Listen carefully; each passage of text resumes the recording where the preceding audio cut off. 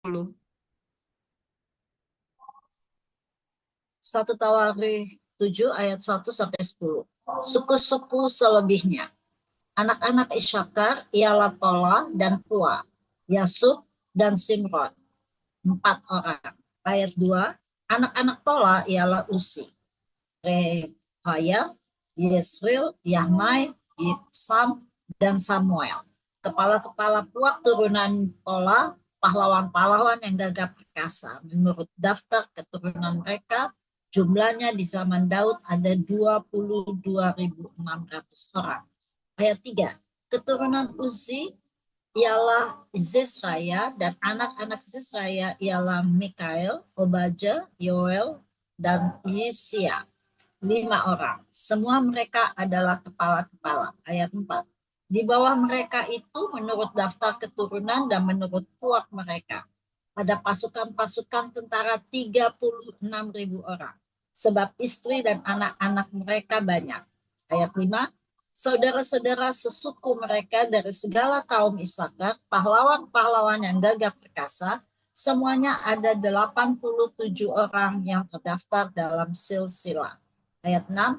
Anak-anak Benyamin ialah Bela, Beker, dan Yediael, 3 orang. 7. Anak-anak Bela ialah Esbon, Uzi, Uzil, Yeremot, dan Iri, 5 orang. Kepala-kepala puak, pahlawan-pahlawan yang gagah perkasa. Mereka yang terdaftar dalam silsilah ada 22.034 orang. Ayat 8. Anak-anak Beker ialah Zemira, Yoas, Elizer,Elyunai, Omri, Yeremot, Abia, Anatot, dan Alemet. Sekalian itu ialah anak-anak Beker. Ayat 9. Mereka yang terdaftar dalam silsilah menurut keturunan mereka sebagai kepala-kepala puak mereka, pahlawan-pahlawan yang gagah perkasa, ada 20.200 orang. Ayat 10. Keturunan Yidiel ialah Benyamin, Ehud, Kanaana, Zetan, Tarsis, dan Ahisahar. Amin. Ya, saya lanjut ayat 11. Sekalian yaitu ialah keturunan Zedisel, kepala-kepala puak mereka, pahlawan-pahlawan yang gagah perkasa, orang-orang yang sanggup berperang, ada 17.000 ekor, 17.200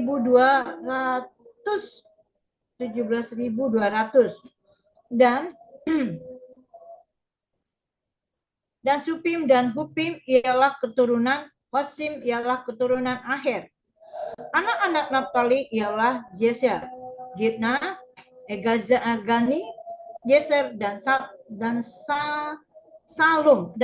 Anak-anaknya dari Bita. Keturunan Manase ialah Asyel yang dilahirkan oleh gundiknya. Perempuan itu melahirkan Makir, bapak Gilead. Makir mengambil seorang istri bagi Hapim dan Supim. Nama saudara perempuan ialah Maaka. Nama anak-anak yang kedua ialah Jelafehat.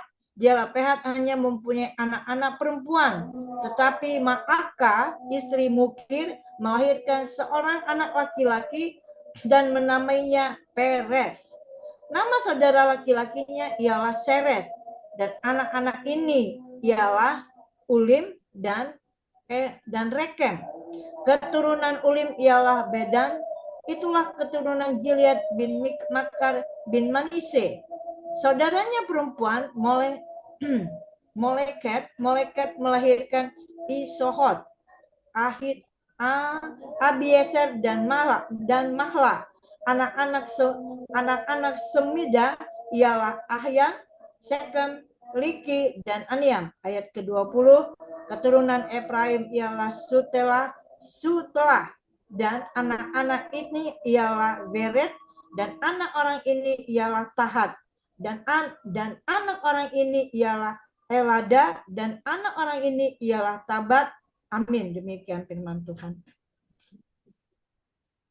21.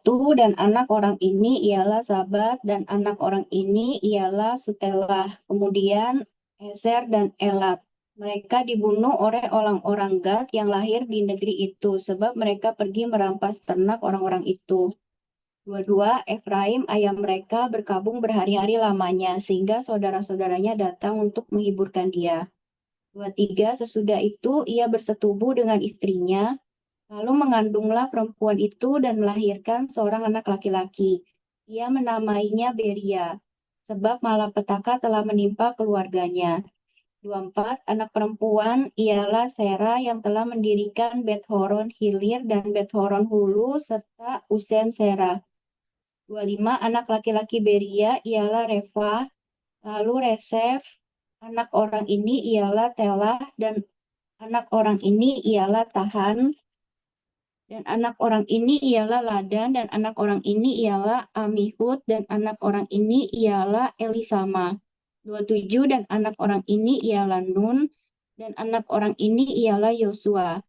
28, tanah milik mereka dan tempat kediaman mereka ialah Betel dengan segala anak kotanya, Naran di sebelah timur, dan Geser dengan segala anak kotanya di sebelah barat, kemudian Sikem dengan segala anak kotanya sampai Aya dengan segala anak kotanya. 29, dan pada perbatasan Bani Manasye, Betsean dengan segala anak kotanya, juga Tanak dengan segala anak kotanya, Megido dengan segala anak kotanya, Dor dengan segala anak kotanya. Di tempat-tempat itulah keturunan Yusuf bin Israel diam. 30, anak-anak Asyar ialah Yimna, Yiswa, Yiswi, dan Beria. Sera ialah saudara perempuan mereka. Ibu Har, Ya. 31. Anak-anak Beria ialah Heber dan Malkie.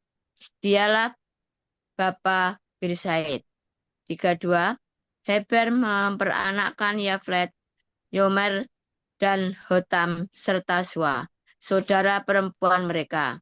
33. Anak-anak Yaflet ialah Pasak, Bimhat, Bimhab, dan Aswat. Itulah anak-anak Yaflet. 34. Anak-anak Semer ialah Ahi, Rohga, Yehuba, dan Aram. 35. Anak-anak Helem, saudaranya laki-laki ialah Yofah, Yimna, Seles, dan Amal. 36. Anak-anak Sofah ialah Swah, Harnefer, Shual, Beri, dan Yimra. 37. Beser, Hot, Sama, Silsa, Yitran, dan Bera. 38. Anak-anak Yeter ialah Yefune, Pispa, dan Ara. 39. Anak-anak Ula ialah Arah, Haniel, dan Risya. 40. Itulah sekaliannya keturunan Aser, kepala-kepala uak mereka, pahlawan-pahlawan gagah perkasa yang terpilih, pemimpin-pemimpin utama, jumlah yang terdaftar dalam silsilah mereka sebagai pasukan perang ada 26.000 orang. Amin. 1 Tawari 8 ayat 1-10, daftar keturunan Benyamin. 1. Benyamin memperanakan Bela, anak sulungnya, Asibel, anak kedua, Ahrah, anak yang ketiga. 2. Noha, anak yang keempat, dan Rafa, anak yang kelima. 3. Anak-anak Bela ialah Adar, Gera, Abihud. 4. Abisua, Naaman, Ahwah. 5. Gera, Sefufan, dan Huram. 6. Inilah anak-anak Ehud. Mereka ini adalah kepala-kepala puak, penduduk Geba yang diangkut ke dalam pembuangan ke Manahat. 7.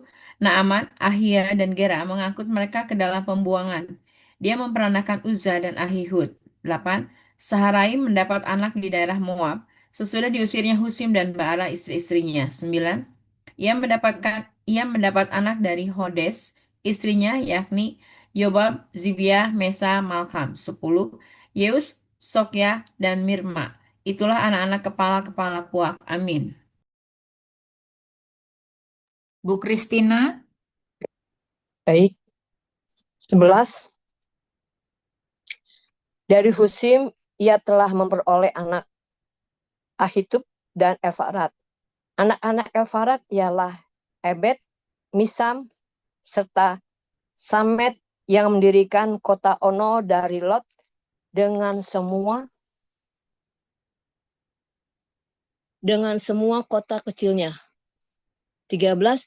Juga Berla dan semua yang menjadi kepala-kepala kaum keluarga menduduk Ayalon. Merekalah yang menghalau penduduk Gal. 14. Ahyo, Sasak, Yaremhot. 15. Jebaja, Arad, Eder. 16. Michael, Yispa, dan Yoha ialah anak-anak Beria. 17. Jebaja, Mesulam, Hiski, Heber. 18. Yismarei, Yislia, dan Yobab ialah anak-anak Elpa'a. 19. Yakim, Jikri, Jabdi. 20. Elional, Jiletai, dan Eliel. Amin. 21. Adaya, Beraya, dan Kimrat ialah anak-anak Simei. 22. Ispan, Eber, Eliel. 23. Abdon, Sikri, Hanan. 24. Hanaya, Totia. 25. Dewiya, dan Noe ialah anak-anak Sasak. 26. Samserai, Heharia, Atalia. 27. Aresia, Elia, dan Zikri ialah anak-anak Yeroham. 26. 28. Itulah para kepala puak, para kepala menurut keturunan mereka. Mereka ini diam di Yerusalem. Keturunan Saul 29. Tetapi di Gibeon diam bapak Gibeon, yakni Yeyel dan anak istrinya, dan nama istrinya ialah Makkah. 30. Anak sulungnya ialah Abdon, lalu Zur, Isbaal, dan Nadab. Amin.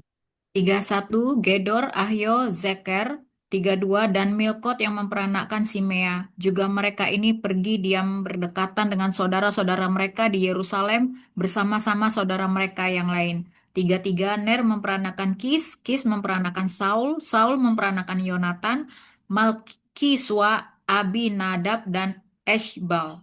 34 anak Yonatan ialah Maribal dan Meribal memperanakkan Mika. 35 anak Mika ialah Piton, Melek, Tarea, dan Ahaz.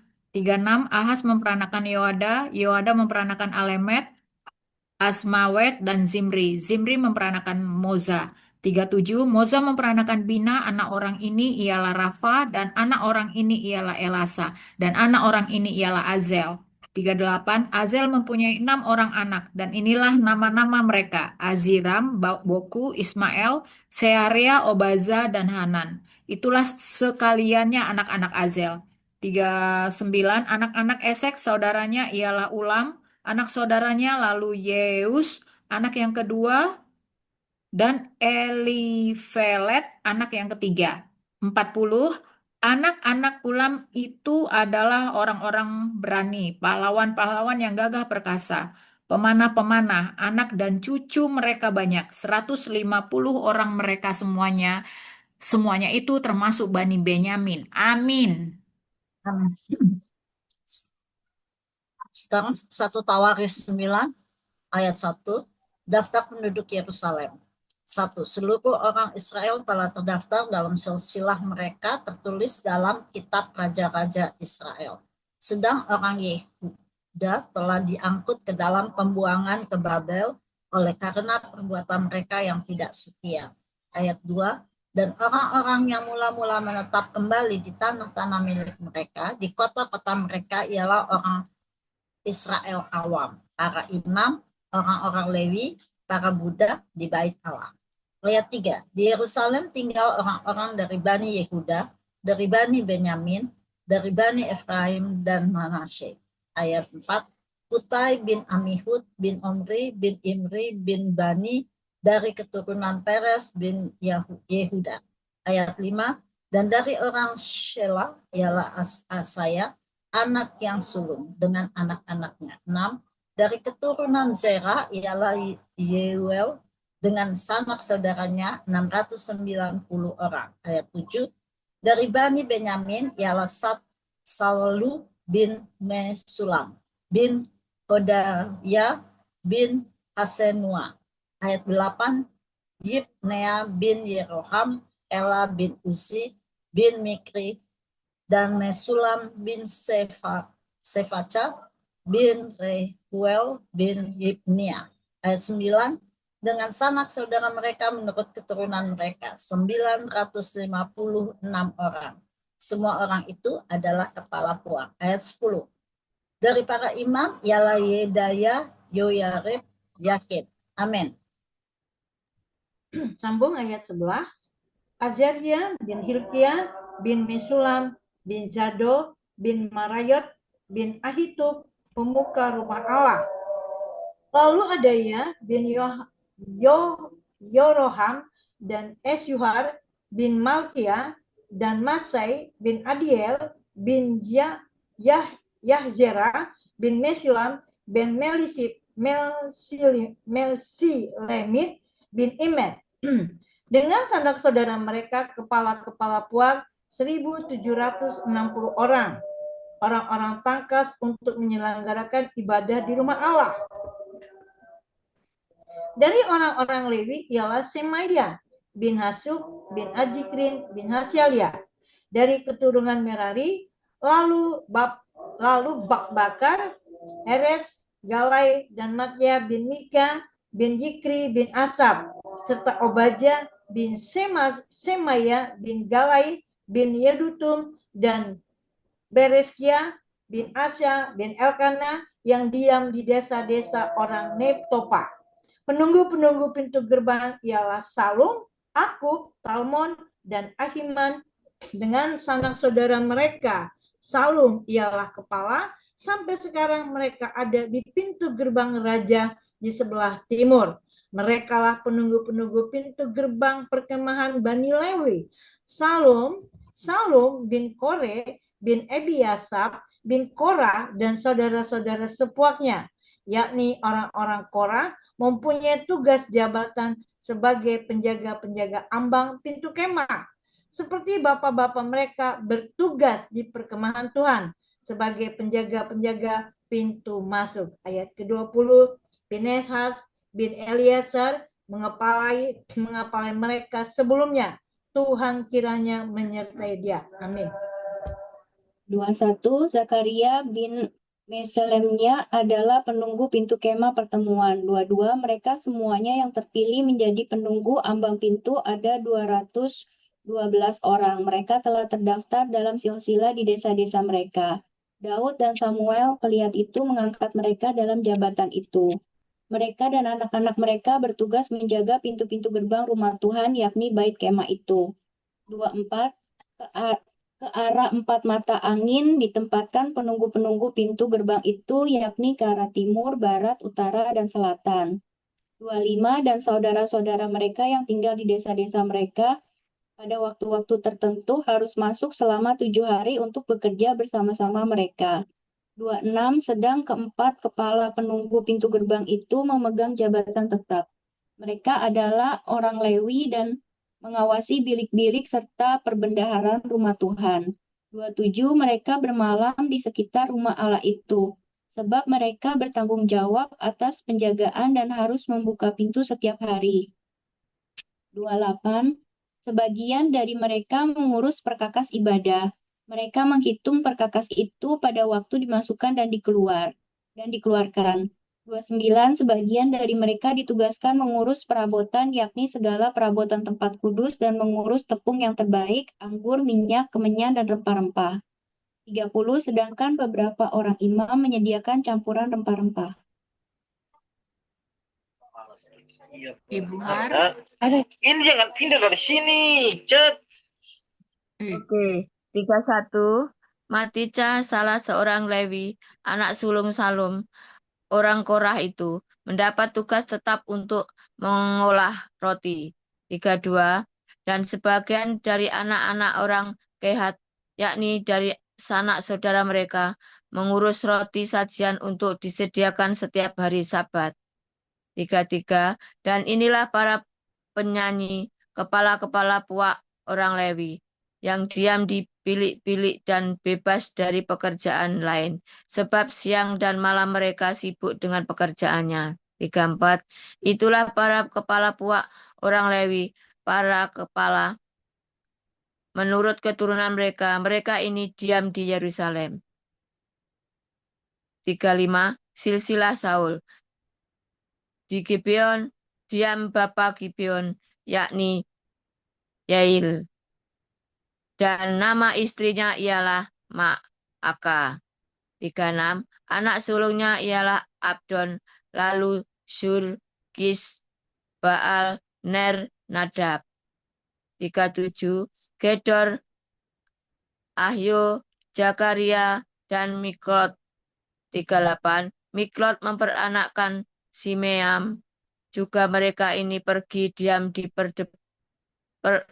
di berdekatan dengan saudara-saudara mereka itu. Yerusalem bersama-sama saudara mereka yang lain. 39. Ner memperanakkan Kis. Kis memperanakkan Saul. Saul memperanakkan Yonatan. Malkisua, Abinadab, dan Elisabaal. 40.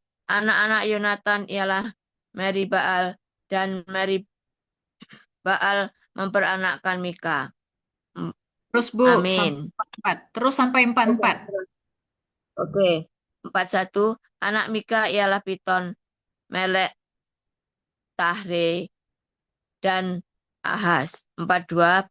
Ahaz memperanakkan Yeria, dan Yeria memperanakkan Alemet, Asmawet, dan Simri. Simri memperanakkan Musa.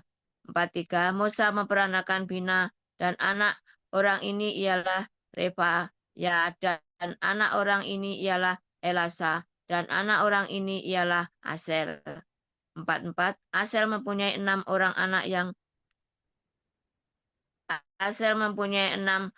anak dan inilah nama-nama mereka: Asrikam, Bokru, Ismail, Searia, Asrikam, Bokru, Ismail, Searia, Obaja, dan Hanam. Itulah anak-anak Asel. Amin. Amin. Kita masuk ke perjanjian baru 1 Tesalonika 1. Silakan Bu Dede. 1 Tesalonika 1. Salam. Dari Paulus, Silwanus, dan Timotius kepada jemaat orang-orang Tesalonika yang di dalam Allah Bapa dan di dalam Tuhan Yesus Kristus. Kasih karunia dan damai sejahtera menyertai kamu. Buah pemberitaan Paulus. 2. Kami selalu mengucap syukur kepada Allah karena kamu semua dan menyebut kamu dalam doa kami. 3. Sebab kami selalu mengingat pekerjaan imanmu, usaha kasihmu, dan ketekunan pengharapanmu kepada Tuhan kita Yesus Kristus di hadapan Allah dan Bapa kita. 4. Dan kami tahu, hai saudara-saudara yang dikasihi Allah, bahwa Ia telah memilih kamu. 5. Sebab Injil yang kami beritakan bukan disampaikan kepada kamu dengan kata-kata saja, tetapi juga dengan kekuatan oleh Roh Kudus dan dengan suatu kepastian yang kokoh. Memang kamu tahu bagaimana kami bekerja di antara kamu oleh karena kamu. Amin. Bu Kristina 6-10. Baik. Dan kamu mengikuti teladan kami dan teladan Tuhan dalam penindasan yang berat. Kamu telah menerima firman itu dengan sukacita yang dikerjakan oleh Roh Kudus, sehingga kamu telah menjadi teladan untuk semua orang yang percaya di wilayah Makedonia dan Akhaya. 8. Karena dari antara kamu firman Tuhan bergema bukan hanya di Makedonia dan Akhaya saja, tetapi di semua tempat telah tersebar kabar tentang imanmu kepada Allah. Sehingga kami tidak usah mengatakan apa-apa tentang hal itu. 9. Sebab mereka sendiri bercerita tentang kami. Bagaimana sambutan kamu terhadap kami dan bagaimana kamu berbalik dan berhala-berhala kepada Allah untuk melayani Allah yang hidup dan benar. 10. dan untuk menantikan kedatangan anaknya dari surga yang telah dibangkitkannya dari antara orang mati, yaitu Yesus yang menyelamatkan kita dari murka yang akan datang. Amin. 1 Tesalonika 2 ayat 1-5, pelayanan Paulus di Tesalonika. 1, kamu sendiri pun memang tahu, saudara-saudara, bahwa kedatangan kami di antaramu tidaklah sia-sia.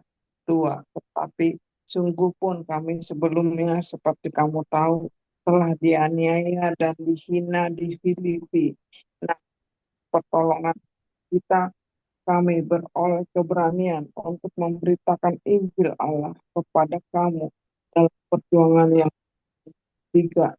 Sebab nasihat kami tidak lahir dari kesesatan atau dari maksud yang tidak murni dan juga tidak disertai tipu daya. Sebaliknya, karena Allah telah menganggap kami layak untuk mempercayakan Injil kepada kami, karena itulah kami berbicara, bukan untuk menyukakan manusia, dan untuk menyukakan Allah yang menguji hati kita.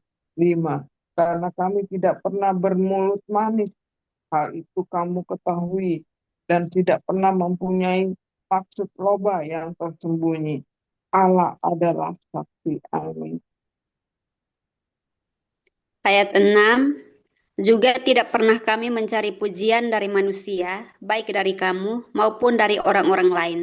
Sekalipun kami dapat berbuat demikian sebagai rasul-rasul Kristus. 7, tetapi kami berlaku ramah di antara kamu, sama seperti seorang ibu mengasuh dan merawati anaknya.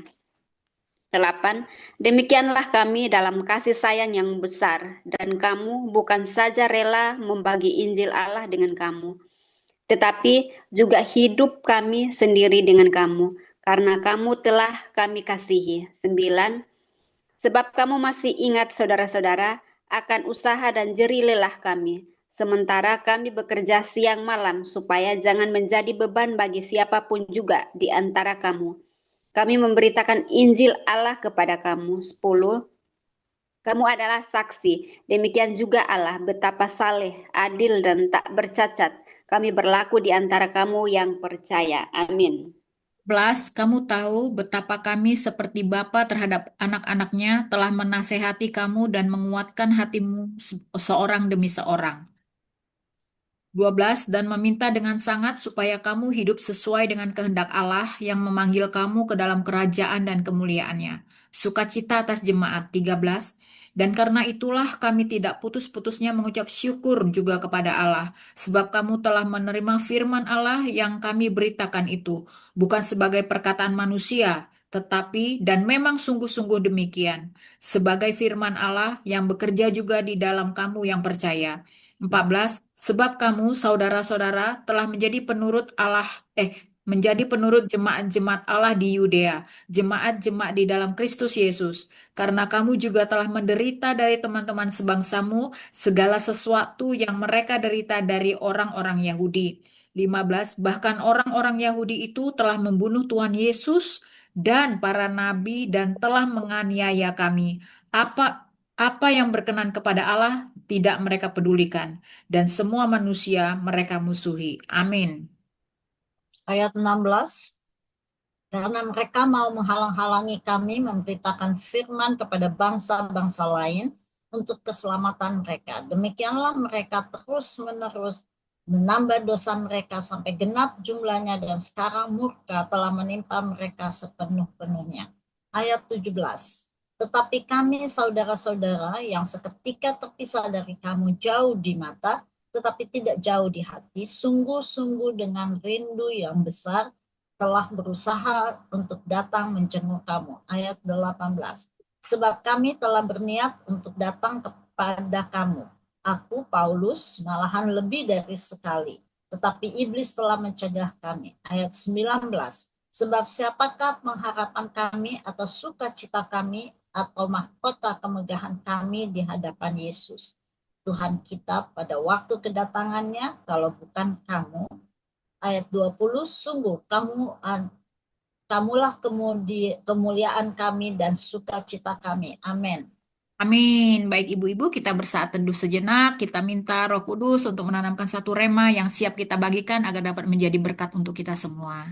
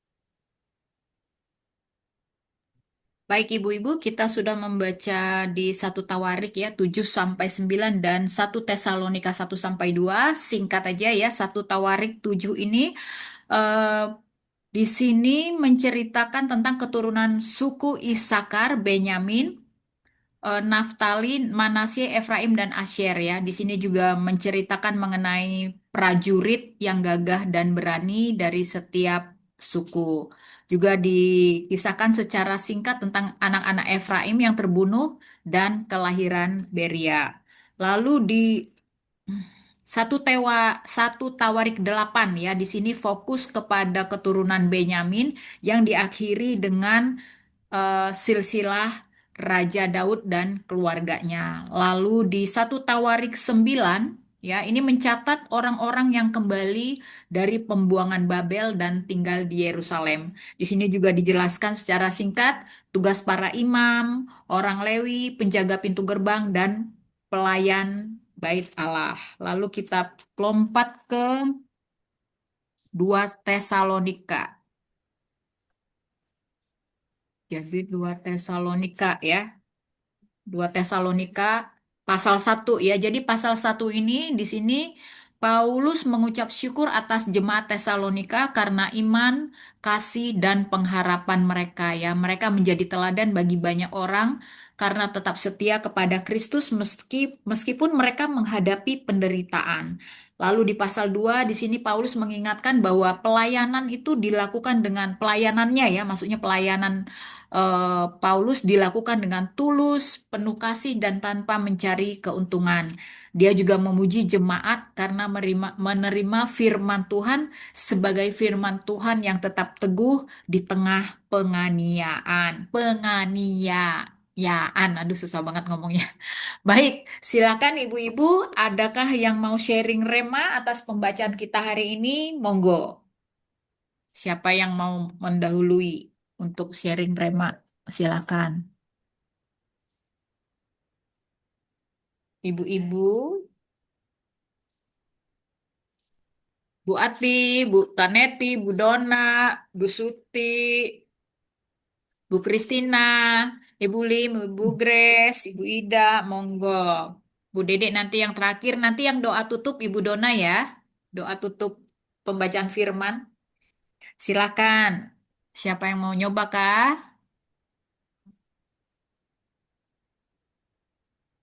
Bu Kristina, siapa ini? Ibu, Oh ya, Bu Suti, ayo. saya dapatnya 1 Tesalonika 2 ayat yang paling akhir, yaitu 19 dan 20. 1 Sebab Tesalonika 2 berapa tadi, Bu? Ayat 19 dan 20, Bu. 11 dan 20. Oke. Sebab siapakah pengharapan kami, atau sukacita kami, atau mahkota kemegahan kami di hadapan Yesus Tuhan kita pada waktu kedatangannya, kalau bukan kamu. Sungguh, kamulah kemuliaan kami dan sukacita kami. Tadi waktu sudah dapat, saat dengerin lagu yang instrumental, saya bilang, ini mau ngomong apa Tuhan? Tuhan kasih ini. Terus kemudian mau dekat-dekat habis, Tuhan bilang tentang kedatanganku, tentang kedatangan Tuhan yang kedua kali. Jadi Tuhan bilang, bicara tentang kedatanganku yang kedua kali, supaya kita berjaga-jaga kali ya, supaya kita selalu, oh ya Tuhan ingatin kita sebagai umat manusia, sebagai umat Tuhan, bukan umat manusia, sebagai anak-anaknya Tuhan, seharusnya bersatu. Sebetulnya ini adalah apa ya, pesannya udah lama, tapi Tuhan ingatkan tadi barusan, kita sebagai anak-anak Tuhan jangan saling menjatuhkan, jangan saling bermusuhan, jangan saling lempar bom, jangan saling lempar bensin istilahnya, jangan gampang marah, jangan gampang emosi. Tuhan bilang gitu karena di sini kan dikatakan, sebab siapakah pengharapan kami, atau sukacita kami, atau mahkota kemegahan kami di hadapan Yesus Tuhan. Itu yang Paulus katakan sebagai seorang penginjil. Dia kan sama juga dengan pendeta ya Bu, ya kan, sebagai contoh. Dan kita ini ya jemaatnya dia, seperti yang tadi dikatakan oleh Bu Joli. Kalau Tuhan katakan gitu, lebih Tuhan ingin kita tuh bersatu, jangan gontok-gontokan, jangan sikut-sikutan. Tuhan nggak mau seperti itu. Tuhan ingin kita bersatu dan dalam damai sejahtera eh, di dalam Dia. Jangan berantem dan jangan maksudnya kalau kata saya, Tuhan sih nggak bilang ya. Kalau kata saya, kalau kita berantem itu mempermalukan Tuhan. Emangnya Tuhan Yesus ngajarin kita. Kita kan kalau di apa sih yang Tuhan perintahkan kita, kalau kita udah jadi anaknya Tuhan, cari jiwa-jiwa kan. Kalau kita mencari jiwa, tapi kita jiwanya itu ngasih contoh yang tidak baik, untuk apa? Bagaimana mereka bisa mencontoh apa yang Tuhan ajarkan ke kita, tapi kitanya tidak mencontoh apa yang Tuhan ajarkan ke kita. Padahal tuh tiap hari kita kan bolak-balik habis dari perjanjian lama balik lagi udah ke baru, udah habis balik lagi kan. Padahal kan di situ semua sudah diajarin sama Tuhan Yesus. Saya juga sering begitu kan, bolak-balik lama-lama tuh kalau kita lagi di gereja ya, kalau sedang diingatkan kembali kita bisa ingat sendiri kan, karena Roh Kudus yang mengingatkan. Dan apa sih yang diajarkan Tuhan? Karena belakangan ini juga Tuhan mengingatkan saya selingkuhan. Nggak tahu kenapa perselingkuhan melulu yang dikasih lihat sama saya. Tapi saya bilang, saya berdoa Tuhan jangan ada perpecahan di antara keluarga-keluarga yang melupakan anak-anakmu. Itu kan sudah dipersatukan oleh Tuhan. Saya tidak mau menghakimi, tapi yang Tuhan ingin katakan adalah ini tentang kedatangannya. Bersiap-siaplah, berjaga-jagalah. Terus begitu, jangan biarkan apimu padam. Gadis bodoh dan gadis bijaksana, kita tinggal pilih mau yang mana. Tuhan sudah kasih contoh di firman-Nya. Itu tergantung dari kita sendiri. Dan jagalah anak-anak kita, jagalah keluarga kita, doakan mereka agar nanti saat kedatangannya kita sudah siap. Dan kita tidak masuk dalam masa tribulasi besar. Begitu aja. Terima kasih Bu Joy. Terima kasih Bu ya, ini luar biasa ya. Untuk remanya terima kasih Bu Suti ya, berjaga-jagalah sebagai anak-anak Tuhan kita hendaknya bersatu dan saling menjatuhkan. Ini benar ya Ibu-ibu ya. Kita jadi ini maknanya kan juga luas, termasuk juga pelayanan. Nih, ini untuk kita semua ya. Ya memang kita ini masih ada daging dan darah. Kadang-kadang gitu ya, ketika kita sudah pelayanan ya, kita nggak usah ngelihat orang lain, lihat aja diri kita sendiri. Kadang-kadang kita udah pelayanan bareng gitu. Terus tiba-tiba pelayanannya itu pecah. Setelah pecah di sini kok begini. Jadi kadang-kadang antar pelayanan ini aja masih ada persaingan. Seharusnya nih ya, kalau kita merunut kepada firman Tuhan, seharusnya kita itu saling mendukung ya. Karena kan kita memang harus berbuah ya. Kalau dua ini kemudian bisa ke sana dia semakin mekar, mekar, mekar itu harusnya baik. Yang di sini dia mekar, mekar itu semakin baik. Bukankah itu menjadi nama Tuhan dipermuliakan? Bukankah memang tujuan kita itu untuk melakukan penginjilan gitu ya. Nah, ini kita harus hati-hati kadang-kadang pelayanan ini sendiri pun suka dibuat menjadi satu ajang persaingan. Ini memang harus hati-hati ya, kita harus betul-betul jaga diri dan ingat, Tuhan ini semua untuk kemuliaan-Mu, memang ini harus berkembang dan kita harus melakukan penginjilan dengan cara kita masing-masing ya. Jadi kita memang harus begitu supaya kita itu bukan dagingnya yang muncul, bukan rasa persaingannya itu muncul gitu ya. Nah, tadi Bu Suti bilang, sebagai anak-anak Tuhan kita itu harus bersatu.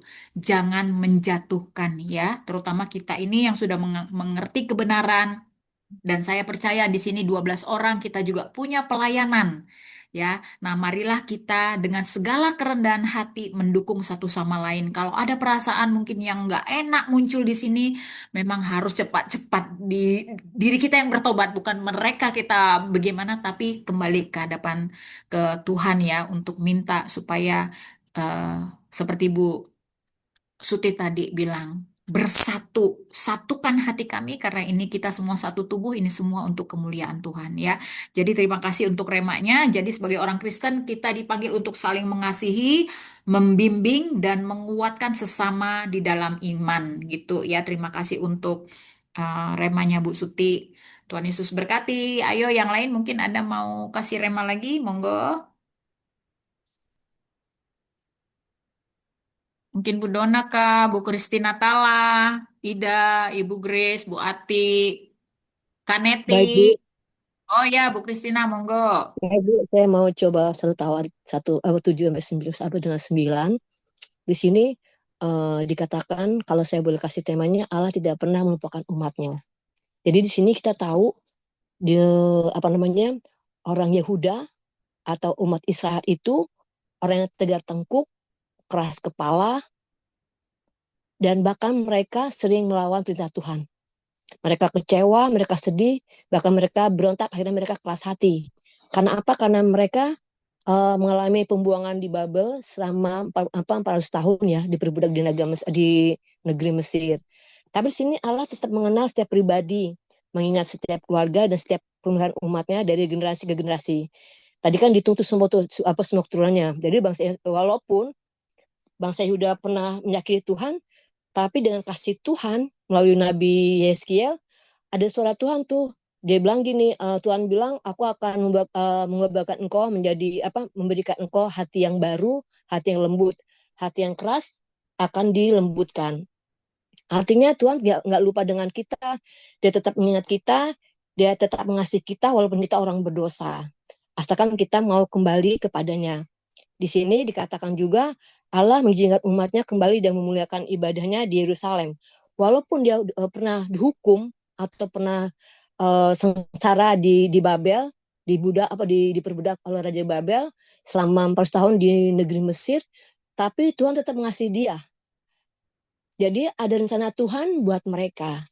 Nah, mungkin juga kalau kita kita ini kan dengan kehidupan kita, mungkin kalau kita lihat dari sekarang, mungkin banyak Israel yang sekarang kita alami ya, banyak artinya apa ya, pemberontakan, keras hati, keras kepala, bahkan nggak mau dengar firman Tuhan, mungkin juga melawan perintah Tuhan. Tapi tetap kasih Allah ada. Kasih Allah itu, Allah tetap ingat kita, dan Allah itu akan memberikan kita hati yang baru. Hati yang keras dilembutkan. Jadi artinya orang Lawi ini dan para penjaga pintu Bait Allah tetap menjalankan tugas mereka dengan setia, walaupun tugas mereka mungkin tidak terlihat. Tuhan juga, mungkin orang-orang juga nggak melihat kita siapa kita. Siapa nih kita? Orang-orang tidak mengenal kita atau tidak mau mengenal kita, tapi yang kita perlu dan dicatat oleh Tuhan itu bahwa kita adalah sangat berharga di mata Tuhan. Walaupun kita orang berdosa. Jadi kita bisa belajar dari sini ya, dari perjanjian lama, yang kita belajar kemarin dari raja-raja itu, bahwa kita kan banyak sekali orang Israel itu keras kepala, berontak sama Tuhan, melawan firman Tuhan. Tapi Tuhan tetap mengasihi dia. Dia panggil, dia kumpulkan lagi, dia hitung nama-namanya, dia ingat, dia diperhitungkan keturunannya. Jadi Allah tetap mengenal dan mengingat setiap anaknya, walaupun kita tuh penuh dengan dosa, tetapi Allah mengizinkan kita untuk kembali ke pertobatan. Artinya mungkin kalau kita selama ini kita merasa berdosa, sakit hati, keras kepala, kita harus tetap bertobat balik lagi untuk kembali ke jalan Tuhan. Karena kita sangat berharga di mata Tuhan.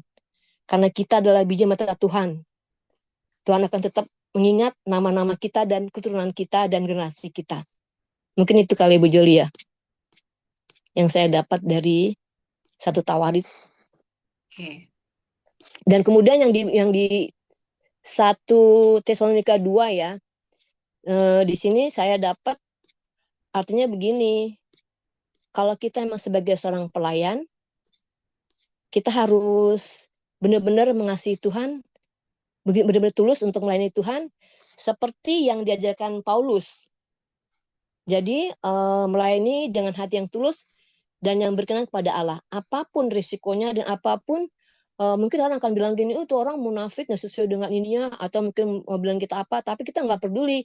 Yang penting apa yang kita lakukan itu tulus dan berkenan kepada Allah. Jadi bagus kan di sini Paulus mengingatkan bahwa kita jemaat di Tesalonika ya, bahwa pelayanan itu bukan dilakukan untuk mencari pujian manusia atau keuntungan pribadi atau supaya kita tenar, tapi dia melayani dengan hati yang murni karena ia sadar bahwa Allah menguji setiap motivasi hati. Ini kita belajar dari jemaat di Tesalonika. Itu aja mungkin Bu Joli yang saya bisa bagikan. Ya, terima kasih ya Bu ya. Jadi terima kasih bahwa di Tawarik yang kita baca bahwa memang Allah itu tidak pernah melupakan umatnya. Allah itu terus mengasihi ya, mengasihi umatnya dari generasi ke generasi, termasuk juga kita. Allah itu mengasihi leluhur kita, orang tua kita, bahkan Allah itu juga mengasihi anak-anak kita gitu ya. Walaupun mungkin dari leluhur kita, ibu kita, ini kan kita Israelnya beda generasi ya. Dan Allah itu tetap setia gitu ya. Dia tetap pelihara janjinya ya. Jadi itu berlaku juga kepada kita. Allah kita adalah Allah yang setia. Lalu di apa tadi Tesalonika ya.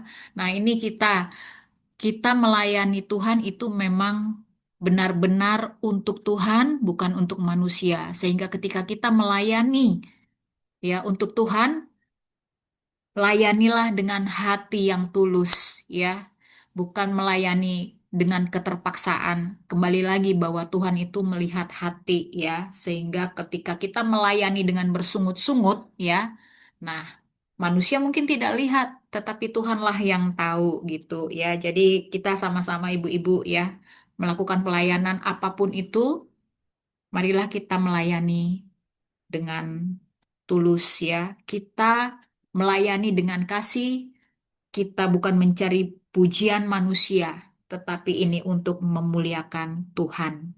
Tuh ya, terima kasih Bu Kristina. Apakah ada yang lain? Bu Ida, mau sambung kah? Atau Bu Dona? Dona mau nyampein sesuatu kah? Ada Rema? Mungkin saya mau sampaikan di Tesalonika 1 ayat 5.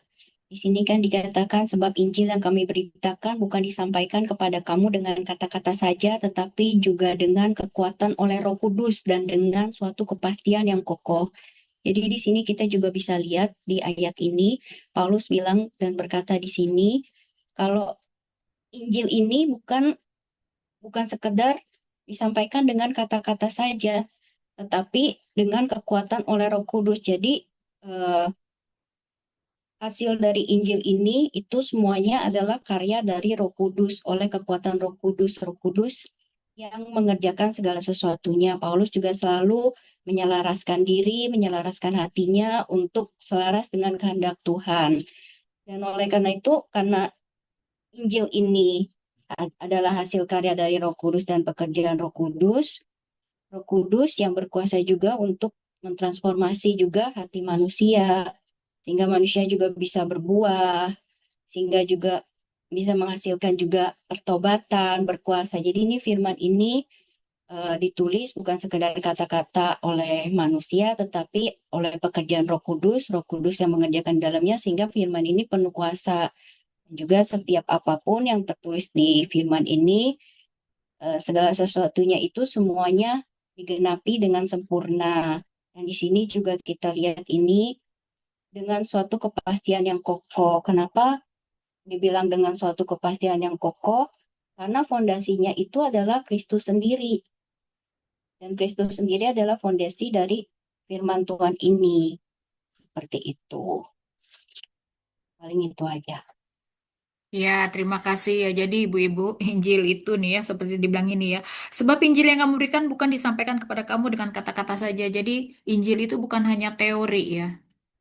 Ya, sama waktu dulu saya juga kayak berdoa. Berdoa itu bukan ditulis, tetapi berdoa yang kuat kuasanya itu memang ada dorongan Roh Kudus. Sama seperti ini. Injil itu bukan teori ya, tetapi kuasa Allah lah yang mengubahkan hidup ya. Terima kasih ya Bu Dona ya. Jadi kita jangan hanya berbicara tentang firman Tuhan, tetapi kita ini hiduplah dengan kuasa Roh Kudus sehingga kehidupan kita ini menjadi kesaksian hidup bagi orang lain gitu ya. Kasih pura-pura dan kasih yang tulus itu terasa ya ibu-ibu ya.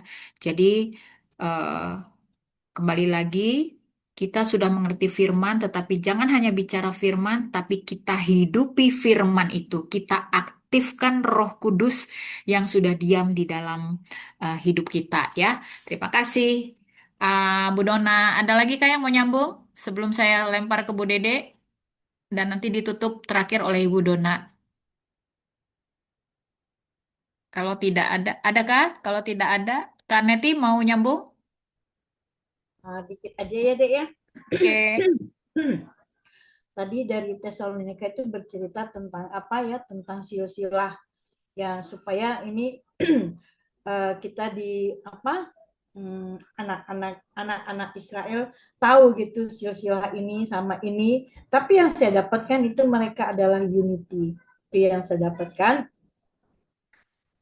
Lalu di Tesalonika dikatakan yang begini, dan kami tahu, hai saudara-saudara yang dikasih Allah, bahwa ia telah memilih kamu. Kamu adalah kita, sebab Injil yang kami beritakan bukan disampaikan kepada kamu dengan kata-kata saja, tetapi dengan kekuatan Roh Kudus dan dengan suatu kepastian yang kokoh. Betul banget.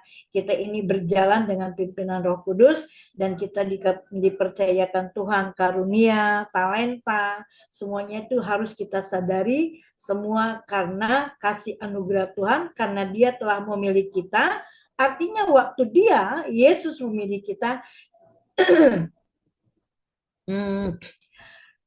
pekerjaan Tuhan itu destiny yang Tuhan percayakan, ya kita dapat sampaikan dan sampai kepada setiap orang. Jadi kepastian itu adalah kita inilah pribadi, surat yang terbuka, ya, pribadi surat yang terbuka, rumah tangga surat yang terbuka, pikiran dan karakter adalah surat terbuka, sebab Roh Kudus itulah satu kepastian yang kokoh, ya.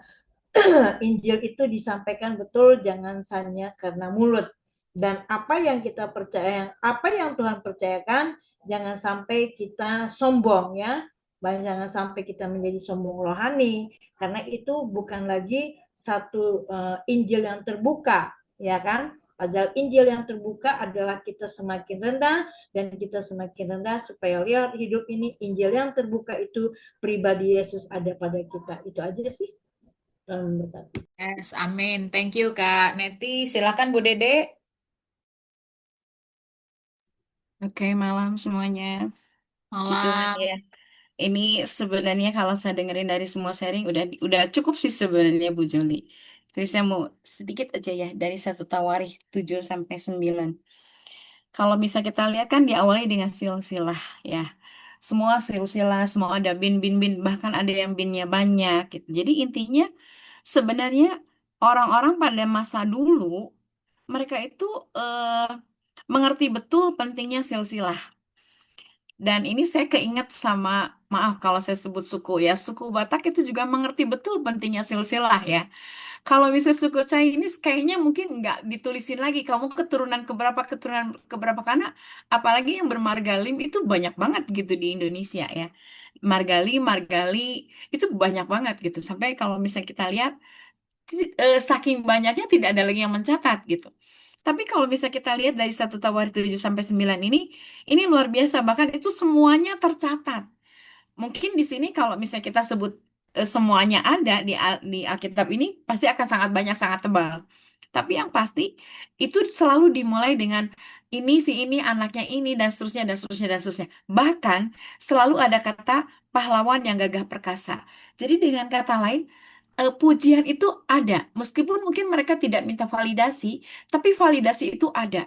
Jadi dengan kata lain, meskipun orang-orang Israel yang tadi disebutin tegar tengkuk lah, keras kepala lah, dan sebagainya, tapi mereka tetap adalah orang-orang yang gagah perkasa. Ya, meskipun gagah perkasanya seperti apa, yang pasti ada validasi itu. Jadi kalau misalnya kita lihat dari 1 Tawarikh, kesimpulan dari saya itu 1 Tawarikh 7 sampai 9 itu mereka tidak melupakan silsilah dan mereka menyebutkan validasi mengenai orang-orang Israel itu adalah pahlawan yang gagah perkasa. Tadi Bu Joli udah sempat singgung juga bagaimana di 1 Tawarikh 7, 1 Tawarikh 8, 1 Tawarikh 9. Jadi intinya mereka adalah orang-orang hebat. Meski kondisi di awal sempat jatuh bangun dalam dosa, tapi tetap kehebatan itu ada, karakter ilahi itu tetap ada di dalam diri mereka. Itu tuh tergambar gitu kan. Nah, untuk 1 Tesalonika 1 sama 2, ini saya membuat satu kesimpulannya seperti ini. Injil memang diberitakan bukan hanya dengan kata-kata, gampang banget sih kalau memang kita ngomong harus begini itu gampang. Tapi segala sesuatu memang harus diuji. Dan Paulus menyampaikan bahwa pengujian itu penting gitu. Makanya di dalam 1 Tesalonika 1 itu ada 3 hal yang memang tergambar nyata dari orang-orang yang dilayani oleh Paulus. Mereka cukup bagus dalam hal pekerjaan iman, dalam usaha kasih, dan dalam ketekunan pengharapan. Bahkan di sini juga disebutkan ada satu pertobatan yang radikal. Sebelum-sebelumnya kita sempat baca ya bagaimana orang-orang Israel itu jatuh dalam penyembahan berhala. Tapi Paulus bisa membawa jemaat di Tesalonika ini berbalik dari berhala-berhala mereka kepada Allah. Dan itu akhirnya mereka juga punya pengharapan. Pengharapan mereka kepada Yesus Kristus gitu. Jadi dengan kata lain ini adalah salah satu pertobatan yang radikal. Tidak mudah membuat orang yang nggak percaya berbalik kepada Tuhan tuh nggak mudah. Kalau bukan Roh Kudus yang menggerakkan itu sulit. Tapi di sini dikatakan Paulus mampu melakukan semuanya itu karena bukan dengan kata-kata, dan karena ada kekuatan Roh Kudus di situ. Jadi dengan kata lain, Paulus diutus ke sana, Paulus taat, Paulus lakukan, Roh Kudus yang membantu segala sesuatunya. Roh Kudus yang menata segala sesuatunya, Paulus tuh hanya sebagai alat gitu. Jadi saya hanya berpikir begini, apa pesan Tuhan kepada kita semua? Apa perintah Tuhan kepada kita semua? Kalau kita diperintahkan ke satu tempat, ke satu kota, ke satu daerah, bagian kita adalah taat sama seperti halnya Paulus taat. Dan yang ketiga, di sini disebutkan mereka itu adalah orang-orang yang hebat. Hebat dalam arti di tengah-tengah kondisi yang tidak baik-baik saja, mereka tetap bisa mengucap syukur dalam segala sesuatunya.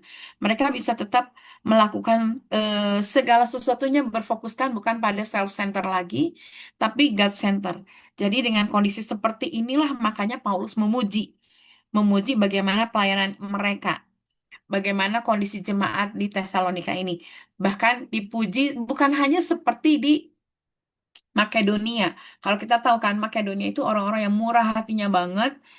Di sini pun Paulus memberikan pujian, bahkan memberikan penguatan.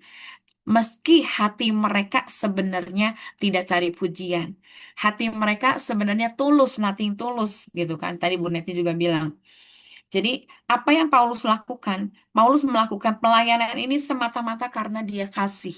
Karena dia tahu siapa dirinya, dia tahu siapa Tuhannya, dia tahu orang-orang yang akan dia layani itu adalah milik siapa.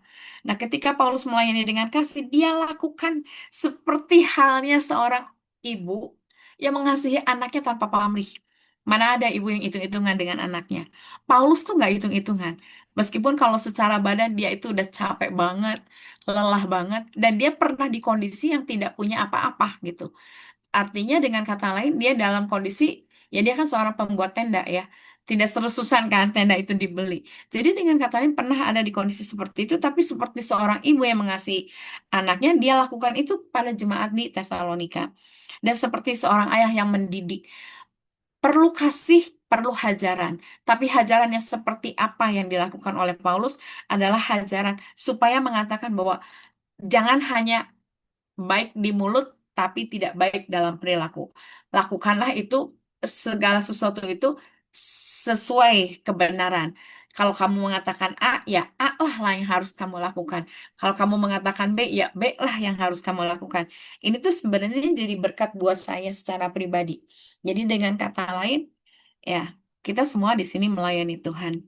Yang disebut melayani Tuhan bukan berarti kita harus ada di podium, tapi kita melakukan segala sesuatu yang Tuhan perintahkan kepada kita sesuai dengan kapasitas kita. Tuhan nggak pernah meminta kita lebih melakukan segala sesuatu, tapi ketika Tuhan memerintahkan kita melakukan segala sesuatu, baiklah kita melakukannya sama seperti halnya Paulus.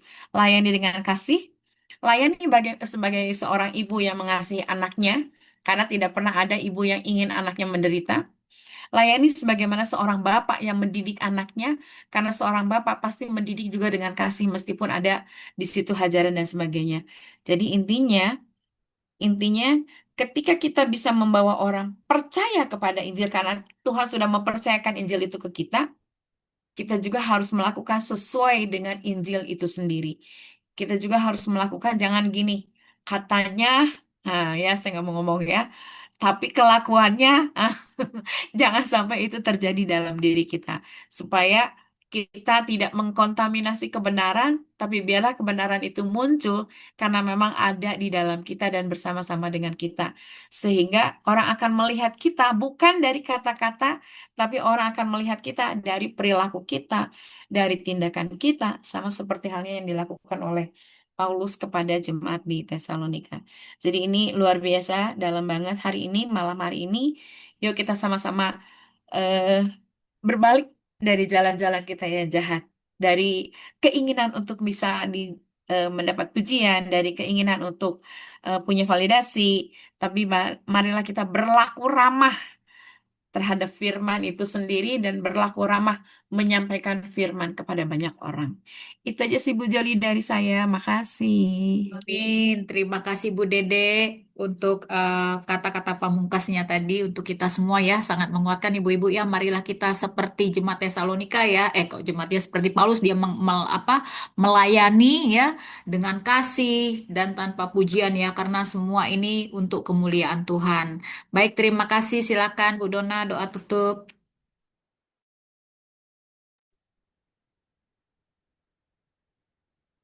Ya, mari kita berdoa. Tuhan Yesus, kami mengucap syukur ya Bapak, Engkau sudah mengumpulkan kami pada malam hari ini dalam persekutuan baca Alkitab di online ini lewat Zoom. Bapak, terima kasih untuk Romo yang tidak terbatas ya Tuhan. Tuhan Yesus, terima kasih untuk Romo juga yang sudah bergerak di tengah-tengah kami dan di dalam setiap dari kami. Kami mengucap syukur Tuhan Roh Kudus untuk setiap benih-benih firman yang kami terima dari Engkau Tuhan. Biarlah Tuhan benih firman itu Engkau tanamkan sendiri di dalam hati setiap dari kami dan biarlah benih itu bertumbuh dan menghasilkan buah-buah yang lebat. Terima kasih Bapa untuk aliran sungai kehidupan dari firman-Mu juga yang kami juga mengalirkan kepada orang-orang di sekeliling kami. Bapa, kami ucap syukur untuk ibu-ibu semua di tempat ini. Engkau juga yang memberkati satu persatu ibu-ibu semua yang ada di tempat ini. Tuhan yang memberi kesehatan, Tuhan yang memberi kekuatan, dan Tuhan yang terus menguduskan dan menyelaraskan hati setiap dari kami, supaya kami selalu selaras dengan kehendak Engkau ya Bapa. Biarlah Engkau yang terus membawa hati kami untuk menyukakan hati-Mu dan terus hati kami memiliki hati yang benar-benar selaras dan seperti hati-Mu ya Tuhan. Tuhan Yesus, kami ucap syukur Tuhan, biarlah Tuhan Kau yang terus juga menyempurnakan ibadah acara baca Alkitab ini. Biarlah Tuhan Kau juga yang membukakan oleh Roh Kudus-Mu yang menerangi hati setiap dari kami dan membukakan kepada kami pewahyuan-pewahyuan lebih dalam lagi untuk kami mengerti tentang firman-Mu dan pribadi Tuhan sendiri. Terima kasih Tuhan untuk spirit of understanding heart, understanding spirit yang membuat hati kami lebih mengerti, mengenal Engkau lebih dalam lagi. Bapak, Engkau juga memberkati setiap ibu-ibu di tempat ini, baik juga Ibu Dede, Ibu Christina, Ibu Ida, Ibu Grace, Ibu Leni, Ibu Haryani, Ibu Esther, Ibu Lim Julia, Ibu Suti, Ibu Ati, juga Ibu Joli. Satu persatu tidak ada yang Kau lewatkan dan perlindungan Tuhan sempurna menjaga atas ibu-ibu di tempat ini. Apapun yang mereka rindukan, apapun setiap pergumulan dan beban hidup mereka, Tuhan ada di dalam mereka. Karena Tuhan adalah gembala bagi setiap dari mereka. Terima kasih Tuhan karena segala perkara juga dapat kami tanggung di dalam Tuhan Yesus Kristus yang memberi kami kekuatan. Tuhan Yesus, kami serahkan ntar istirahat kami juga ke dalam tangan Tuhan. Terima kasih ya Bapa. Engkau yang terus juga menyempurnakan setiap ibadah ini dan doa-doa kami. Terima kasih Tuhan, di dalam nama Tuhan Yesus Kristus kami sudah berdoa dan mengucap syukur. Amin. Amin. Terima kasih.